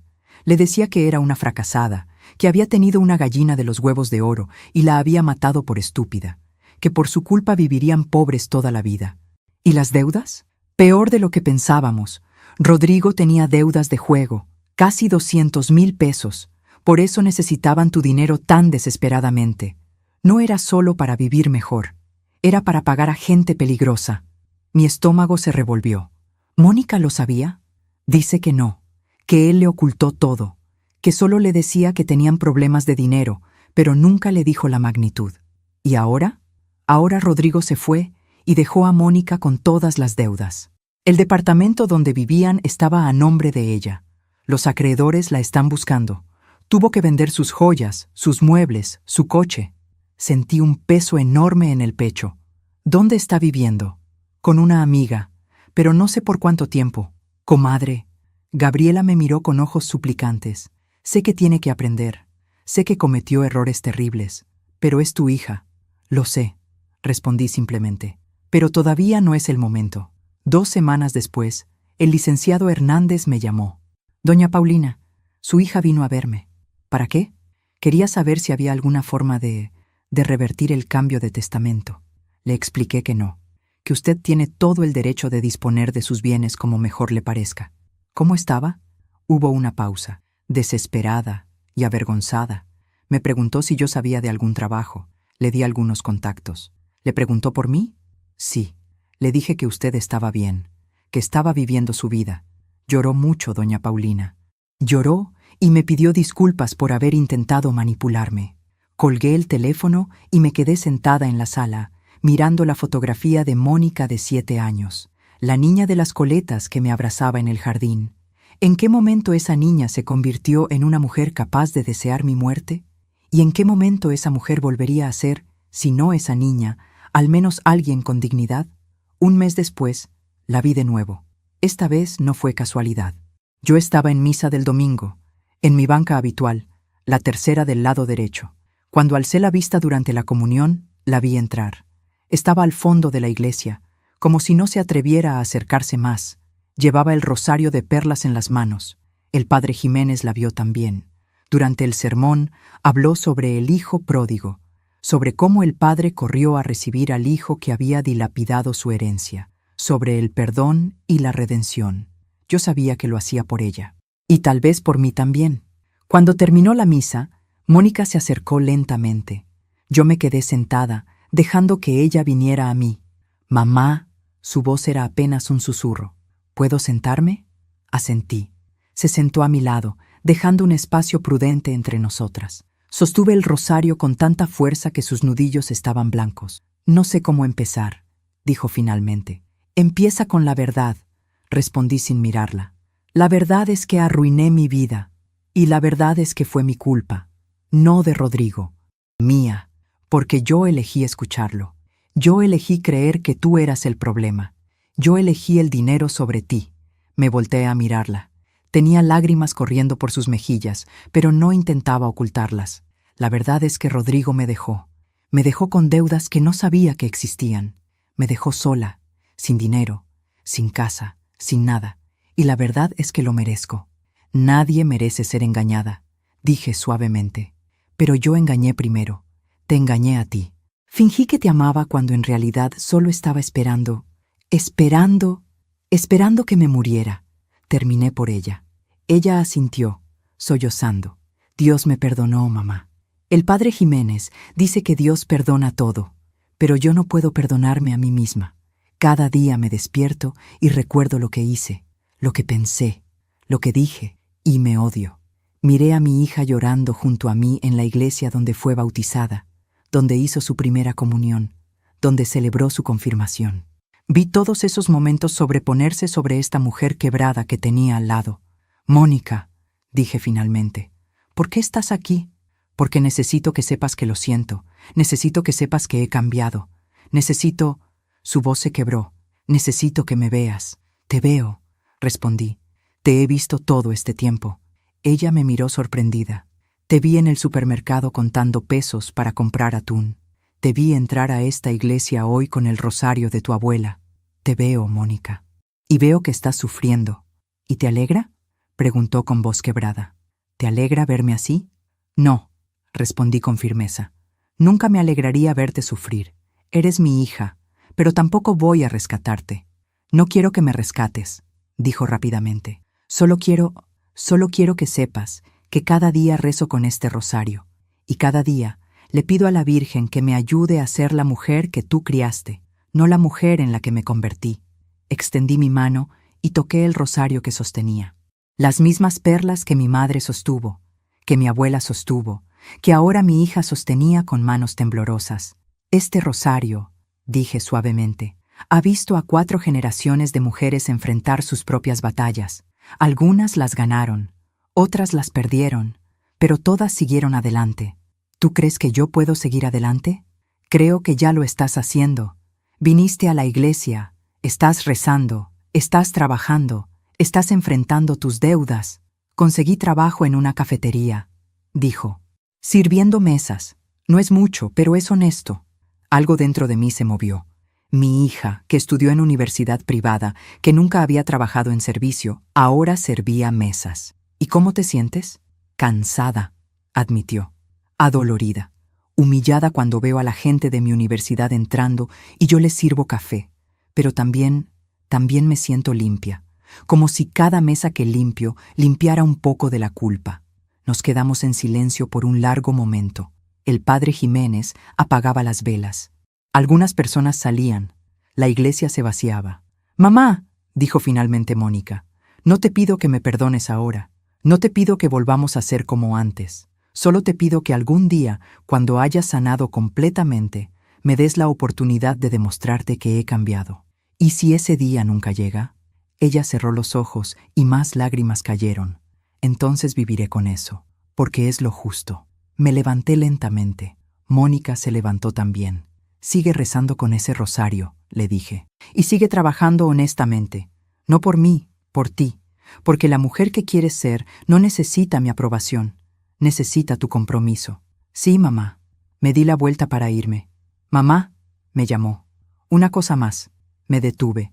Hace unas semanas fui al hospital a donar sangre. Necesitaban tipo O negativo urgentemente para una niña, y mientras estaba ahí, vi a Rodrigo. Mi corazón se aceleró. ¿Qué hacía ahí? Estaba solo, en la sala de espera, llorando. Me escondí, pero lo observé. Estaba esperando resultados de unos exámenes. Se veía enfermo, mamá, y tan solo sentí una punzada de algo. No era satisfacción, era lástima. La enfermera que estaba cerca decía que llevaba semanas yendo, que estaba muy enfermo y que su familia lo había abandonado, que la mujer con la que se fue lo dejó cuando se enteró de su enfermedad. La vida siempre cobra sus deudas, pensé. ¿Y qué sentiste al verlo?, pregunté. Mónica pensó por un momento. Sentí lástima. Y también sentí que la vida es más justa de lo que pensamos. Rodrigo me enseñó a ver a las personas como objetos, a medir el amor en dinero, y ahora está aprendiendo lo que es ser el objeto desechado. Asentí lentamente. La vida es la mejor maestra, y sus lecciones son duras pero necesarias. Esa noche, en casa, me senté en mi sala con una taza de té de manzanilla. Pensé en Mónica contando pesos para comprar atún, en Rodrigo solo en un hospital, en el departamento que Mónica tuvo que dejar, en las joyas vendidas, en los muebles perdidos. Pensé en cómo 6 meses atrás, en esa misma iglesia, ellos habían estado de pie junto a mi ataúd diciendo, finalmente libres de esta vieja, y ahora todo es nuestro. Y ahora Mónica servía mesas en una cafetería y Rodrigo estaba enfermo y solo. No sentí alegría, no sentí victoria. Sentí algo más profundo y más triste. Sentí la confirmación de algo que mi madre me dijo hace muchos años. Paulina, la vida siempre se equilibra. No necesitas vengarte, solo necesitas esperar. Alguna vez Rodrigo me vio como un obstáculo. Años después, meses después, él era el que estaba enfermo y abandonado, aprendiendo lo que es ser desechado. Alguna vez Mónica deseó que yo muriera para heredar mi casa. Ahora no tenía ni departamento donde vivir. La vida siempre cobra sus deudas, pero lo que me sorprendió fue darme cuenta de que no necesitaba que pagaran. Ya no, porque su sufrimiento no aliviaba el mío. Su pérdida no restauraba lo que yo había perdido. Lo único que me daba paz era saber que yo había actuado con dignidad, que no me había rebajado a la venganza, que había mantenido mi integridad incluso cuando habría sido más fácil simplemente ceder. El teléfono sonó. Era tarde, casi las 11 de la noche. «Bueno, mamá, soy yo». La voz de Mónica sonaba extraña, asustada. «¿Qué pasa?» «Estoy en el hospital. No es nada grave. Solo me desmayé en el trabajo, por el cansancio. Pero no tengo a nadie que venga por mí. Los doctores dicen que necesito que alguien me lleve a casa y me cuide por 24 horas. Mi corazón se debatió entre 2 instintos. El instinto de madre que quiere correr a ayudar y el instinto de mujer que sabe que debe mantener límites. ¿Llamaste a alguna amiga? Todas están ocupadas o ya no me hablan después de que se enteraron de lo que te hice. Así que había perdido también a sus amigas. El precio del juicio social era otro que estaba pagando. ¿Qué hospital? El Hospital General. Pero mamá, si no puedes venir, llegaré en media hora, dije. porque aunque Mónica necesitaba aprender, aunque necesitaba enfrentar las consecuencias, yo no era Rodrigo. Yo no era las amigas que la abandonaron, yo era su madre, y las madres no abandonan. Las madres establecen límites, sí, pero no abandonan. Cuando llegué al hospital, Mónica estaba sentada en una silla de ruedas en la sala de espera, con una bata de hospital y una cara de agotamiento absoluto. Cuando me vio, empezó a llorar. «Tranquila», le dije, «estoy aquí». La llevé a casa de Gabriela, quien había aceptado dejarla quedarse esa noche para que yo la cuidara. No estaba lista para llevarla a mi casa. Todavía no. Le preparé caldo de pollo, le di sus medicinas, la arropé en el sofá de Gabriela. «Mamá», susurró antes de quedarse dormida. «Gracias, no merecía que vinieras». «No se trata de merecer», respondí. «Se trata de lo que es correcto». Me quedé despierta toda la noche, vigilándola dormir, y pensé en la ironía de todo. 6 meses atrás ella esperaba mi muerte. Ahora yo la cuidaba en su momento más vulnerable. La vida da vueltas extrañas, pero siempre, siempre se equilibra. Alguna vez desearon mi muerte. Meses después, vi ese mismo vacío en sus miradas mientras enfrentaban las consecuencias de sus propias elecciones. La vida siempre cobra sus deudas. Han pasado 14 meses desde aquella noche en la iglesia, cuando abrí los ojos dentro de mi propio ataúd. 14 meses que se sienten como una vida completa, como si hubiera muerto en ese ataúd y la mujer que salió fuera alguien diferente, alguien más sabia, alguien más libre. Hoy es domingo. Temprano en la mañana, como cada domingo desde hace 40 años, me levanté, me puse mi vestido sencillo y me preparé para ir a misa. Pero antes de salir, hice algo que se ha vuelto ritual. Me senté en mi sala con una taza de café de olla y miré las fotografías que adornan mis paredes. Ahí está Mónica de bebé, con esos ojos enormes y esa sonrisa sin dientes. Ahí está Mónica de primera comunión, con su vestido blanco y su misal. Ahí está Mónica de graduación, abrazándome con lágrimas de felicidad.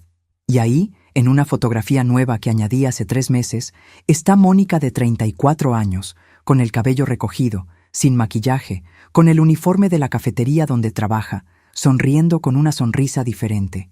Una sonrisa que ya no es de esperanza ingenua, sino de dignidad ganada. Las cosas cambiaron lentamente después de aquella noche en el hospital. No hubo un momento dramático de reconciliación. No hubo abrazos cinematográficos, ni promesas eternas. Hubo algo más real y más difícil. Hubo trabajo. Mónica siguió trabajando en la cafetería. Siguió pagando sus deudas poco a poco. Siguió viviendo con su amiga en un departamento pequeño. Y siguió viniendo a misa cada domingo, sentándose en la misma banca que yo, con el rosario de perlas entre sus manos. Durante los primeros 3 meses, no hablamos. Simplemente compartíamos el espacio sagrado de la iglesia. Ella rezaba. Yo rezaba. Y entre nuestras oraciones había un puente invisible que lentamente se estaba reconstruyendo. Un domingo, después de misa, me acerqué a ella. ¿Quieres un café? Ella me miró con ojos incrédulos. ¿En serio? En serio. Fuimos a una cafetería cerca de la parroquia, no la cafetería donde ella trabajaba, porque ambas entendimos que necesitaba ser un espacio neutral. Pedimos café, nos sentamos y hablamos, no sobre el pasado, no sobre el funeral. No sobre Rodrigo o las deudas o las casas perdidas. Hablamos sobre el presente, sobre cómo el clima estaba cambiando, sobre las flores en el patio de la iglesia, sobre el nuevo padre que había llegado a ayudar al padre Jiménez. Pequeñas cosas, cosas simples, cosas seguras. Y esas pequeñas cosas, domingo tras domingo, se convirtieron en conversaciones más largas, y las conversaciones se convirtieron en confianza. Y la confianza se convirtió en algo parecido a lo que teníamos antes, pero diferente, más real, menos ingenuo. Hace 6 meses, Mónica me invitó a ver el departamento donde vivía. Era diminuto, un cuarto con cocineta y un baño compartido, pero estaba limpio, ordenado. Y en la pared, junto a su cama, estaba colgada la fotografía de nosotras dos en el jardín cuando ella tenía 7 años. «La salvé», me dijo. «De todas las cosas que tuve que vender, esta fotografía fue lo único que protegí». Miré la imagen, 2 mujeres separadas por 30 años, la madre joven y fuerte, la niña feliz y confiada. Ese día, dijo Mónica suavemente. Ese día me acababa de caer de la bicicleta. ¿Lo recuerdas? Me raspé las rodillas y lloré mucho. Tú me limpiaste las heridas, me pusiste curitas con dibujitos, y luego me abrazaste y me dijiste algo que nunca olvidé. ¿Qué te dije? Me dijiste, mijita, las caídas duelen, pero lo importante no es no caer, es levantarse con dignidad. Sus ojos se llenaron de lágrimas.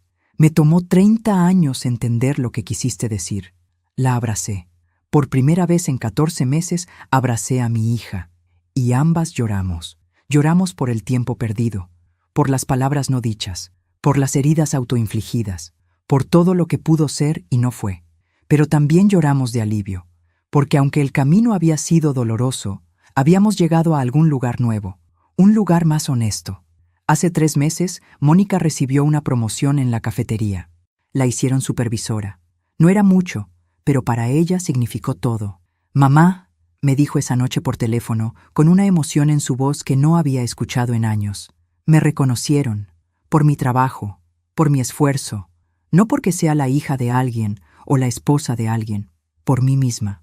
Estoy orgullosa de ti, le dije, y lo decía en serio, porque la verdad es que estaba más orgullosa de la Mónica que servía mesas con dignidad que de la Mónica que se graduó de universidad privada sin haber trabajado nunca, porque la primera Mónica estaba siendo construida por ella misma, con sus propias manos, con su propio sudor.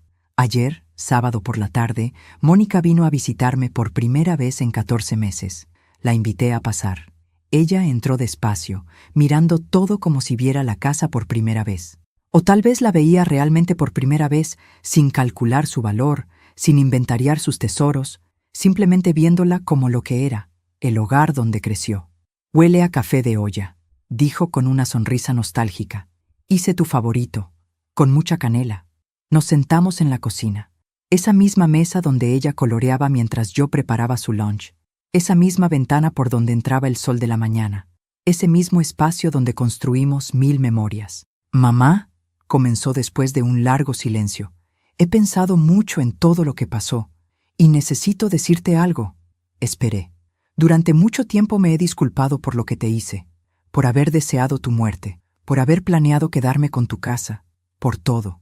Asentí, pero nunca te agradecí. Levanté la ceja, confundida. ¿Agradecerme? Por amar tanto que estuviste dispuesta a morir para salvarme. Mónica, no, déjame terminar.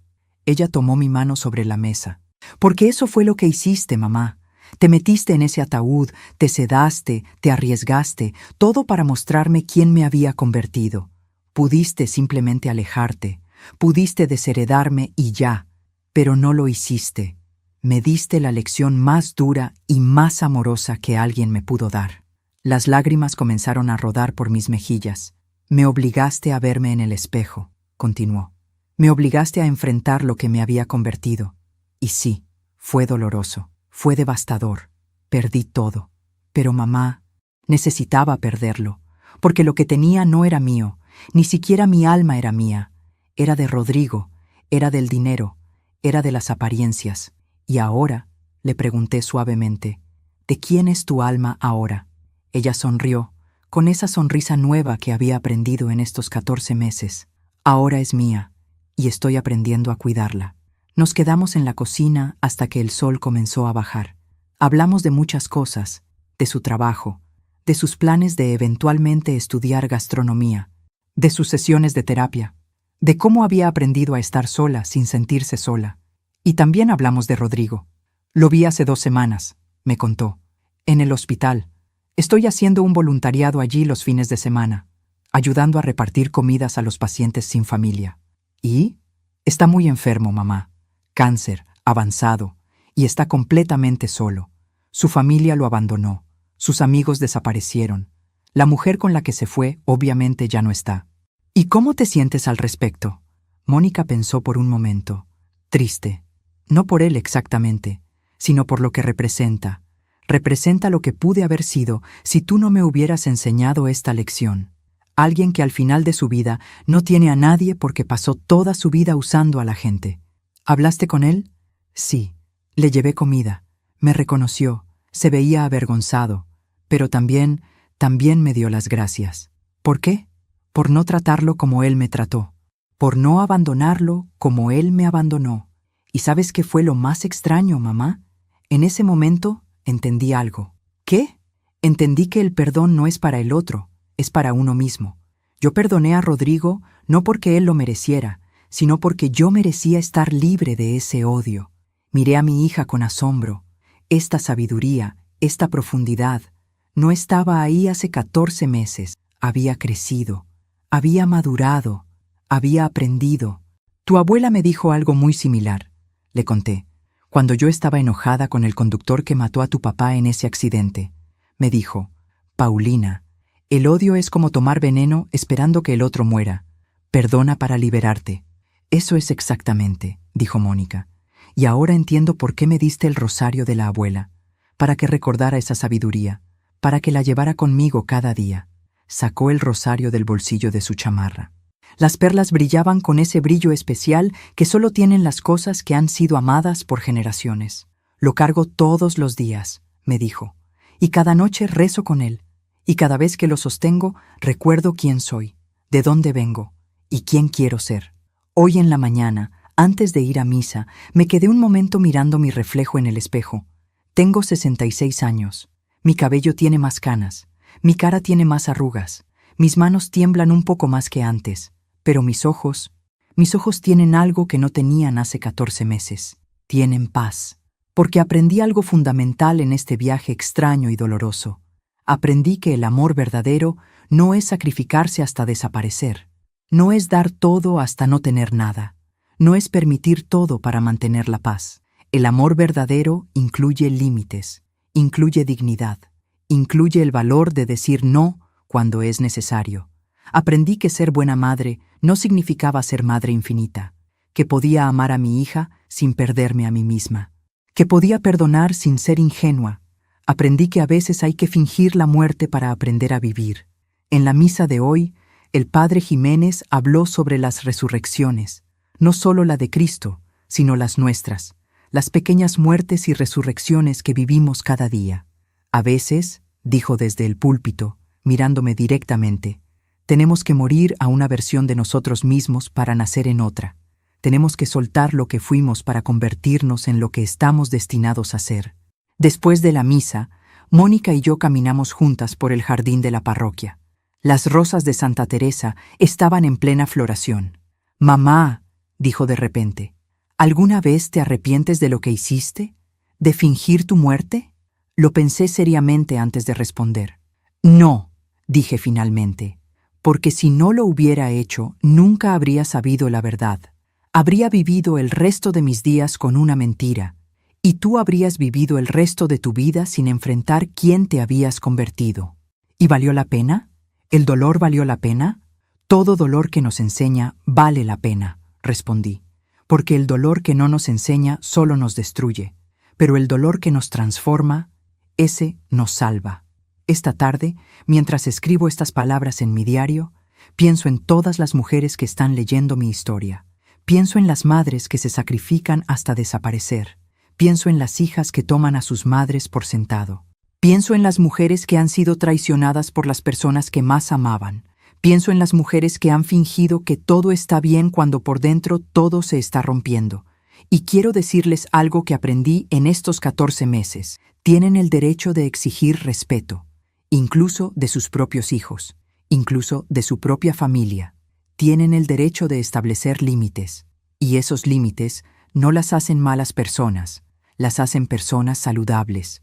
Tienen el derecho de perdonar sin olvidar, de amar sin ser ingenuas, de ser buenas sin ser tontas, y tienen el derecho, el sagrado derecho, de reclamar su dignidad cuando alguien intenta quitársela, porque al final, lo único que realmente nos llevamos de esta vida no es el dinero, ni las casas, ni las propiedades, es la dignidad con la que la vivimos, es el amor que dimos sin condiciones, pero con sabiduría.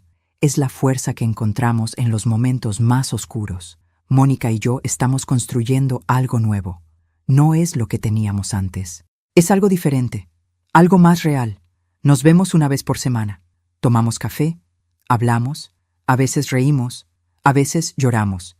Y lentamente, muy lentamente, estamos sanando. ¿Cambiará mi testamento? No lo sé todavía. Tal vez algún día, tal vez nunca. Pero esa no es la pregunta importante. La pregunta importante es, ¿está Mónica cambiando porque quiere cambiar o porque quiere heredar? Y cada día, cada conversación, cada gesto me da la respuesta. Está cambiando porque quiere ser mejor. Y eso es suficiente. Hay un refrán que mi madre solía decir: el tiempo todo lo sana, pero solo si tú dejas que sane. Yo estoy dejando que sane. Estoy dejando que el tiempo haga su trabajo. Estoy dejando que las heridas cierren naturalmente, sin forzar, sin apurar. Y estoy aprendiendo que la sanación no significa olvidar, significa integrar. Significa tomar el dolor y transformarlo en sabiduría. Anoche soñé con mi madre. Estábamos en su jardín, el mismo jardín donde me dio el rosario de perlas días antes de morir. «Estás haciendo lo correcto, Paulina», me dijo en el sueño. «Estás siendo fuerte sin ser cruel. Estás amando sin perderte. Estoy orgullosa de ti». Desperté llorando, pero no eran lágrimas de tristeza, eran lágrimas de alivio, porque durante tanto tiempo me pregunté si había hecho lo correcto, si había sido muy dura con Mónica, si debí simplemente perdonar y olvidar desde el principio. Pero ahora sé que hice exactamente lo que necesitaba hacer. Le di a Mónica la lección más difícil y más amorosa que una madre puede dar.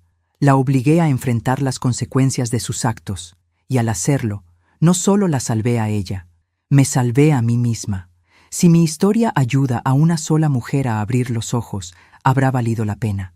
Si una sola madre lee esto y entiende que puede amar sin desaparecer, habré cumplido mi propósito. Si una sola hija lee esto y recuerda valorar a su madre antes de que sea demasiado tarde, entonces todo el dolor habrá tenido sentido. Porque las historias como la mía no se cuentan para entretener, se cuentan para transformar. Y yo he sido transformada. Ya no soy la Paulina que fingió su muerte hace 14 meses. Soy la Paulina que resucitó, que reclamó su vida, que estableció límites, que perdonó sin olvidar, que amó con sabiduría. Y cada día, cuando me levanto y veo el sol entrando por mi ventana, cuando huelo el café de olla en mi cocina, cuando riego las plantas en mi patio, cuando rezo con un rosario invisible en mis manos, porque el de perlas ahora lo tiene Mónica, y eso está bien. Cuando hago todo eso, le doy gracias a la vida, porque estoy viva, porque aprendí, porque crecí, y porque al final, después de todo el dolor y todas las lágrimas y toda la traición, encontré algo que no sabía que había perdido. Me encontré a mí misma. Hace una semana, Mónica me preguntó si alguna vez podría usar el rosario de perlas en su propia boda, si algún día volvía a casarse. «Claro», le dije, «ese rosario es tuyo ahora, para que lo uses en tus momentos importantes y para que algún día se lo des a tu hija, si tienes una». «¿Y qué le diré cuando me pregunte de dónde viene?». Sonreí. «Le dirás la verdad. Le dirás que viene de 5 generaciones de mujeres fuertes, mujeres que cayeron y se levantaron, mujeres que cometieron errores y aprendieron de ellos, mujeres que amaron con todo su corazón, pero también con toda su sabiduría». Mónica me abrazó. «Gracias, mamá, por todo, por el rosario, por la lección, por no abandonarme incluso cuando yo estaba dispuesta a abandonarte». «Las madres no abandonan», le dije. «Las madres enseñan, a veces con dulzura, a veces con dureza, pero siempre, siempre con amor». Y así cierro esta historia. Una historia que comenzó con una traición y terminó con una transformación. Una historia que comenzó en un ataúd y terminó con una resurrección. Una historia que comenzó con lágrimas de dolor y terminó con lágrimas de sanación. Me llamo Paulina Guzmán. Tengo 66 años. Y esta es la historia que necesitaba contar. No para juzgar a mi hija, no para castigarla, sino para mostrarle y para mostrarles a todas ustedes que siempre hay un camino hacia la redención, que nunca es demasiado tarde para cambiar, que el amor verdadero incluye límites y que a veces la mejor forma de salvar a alguien es dejar que toquen fondo para que puedan impulsarse hacia arriba. Gracias por escucharme hasta el final. Si esta historia tocó tu corazón, compártela con alguien que amas. A veces, una historia así puede cambiar todo un día. Cada día, una mujer, una lección de vida. Y recuerda, si alguna vez sientes que has perdido tu dignidad, que has permitido demasiado, que te has desaparecido tratando de mantener la paz, recuerda que puedes levantarte de tu propio ataúd. Recuerda que puedes resucitar. Recuerda que nunca, nunca es demasiado tarde para reclamar tu vida. Que Dios te bendiga. Y hasta la próxima.